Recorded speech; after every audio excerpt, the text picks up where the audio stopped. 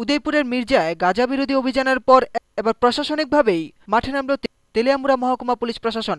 তেলিয়ামুড়া থানাধীন চাকমাঘাটের বিভিন্ন এলাকায় অভিযান চালিয়ে শুক্রবার প্রায় 50 লক্ষাধিক টাকার মূল্যের গাঁজা গাছ ধ্বংস করে অভিযানকারীরা। গোপন খবরের ভিত্তিতে তেলিয়ামুড়া মহকুমা পুলিশ আধিকারিক লাকি চৌহানের নেতৃত্বে পুলিশ বাহিনী আবগারি দপ্তরের কর্মীদের মাঠে নিয়ে চাকমাঘাটের বিভিন্ন এলাকায় 20টির প্লট থেকে প্রায় 1750টি গাঁজা গাছ কেটে আগুনে পুড়িয়ে ধ্বংস করে দেয় অভিযানকারী দল, যার বাজার মূল্য হবে আনুমানিক 50 লক্ষাধিক টাকা।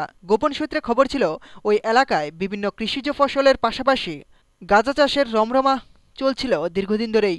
আজ আমরা গোপন সূত্রে প্রাপ্ত খবরের ভিত্তিতে গাঁজা বিরোধী অভিযান চালাই।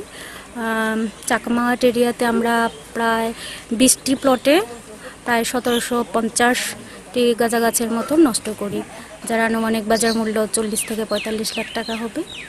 তো আজকের আমাদের এই অভিযানে নেতৃত্ব দেন আমাদের এসডিপিও ম্যাডাম শ্রীমতী লাকি চৌহান, এবং তেলিয়ামুড়া পিএস থেকে ছিলেন সুমন কাজী, মঙ্গেশ পাটারি, আর আবগারি দপ্তরের তরফ থেকে আমি এবং আমার স্টাফরা ছিলেন।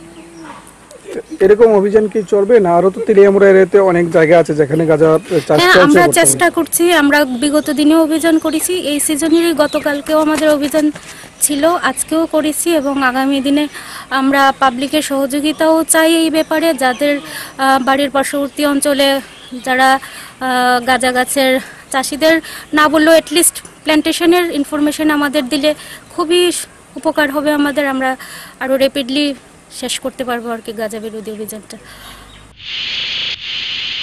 चकमाघाट एरिया में इन एंड अराउंड लगभग 1750 पेड़ डिस्ट्रॉय किए हैं along with excise department and from Teliamura police station staff जितना है, और उसकी अप्रॉक्सीमेट वैल्यू लगभग 45 to 50 लाख होगी, मार्केट वैल्यू।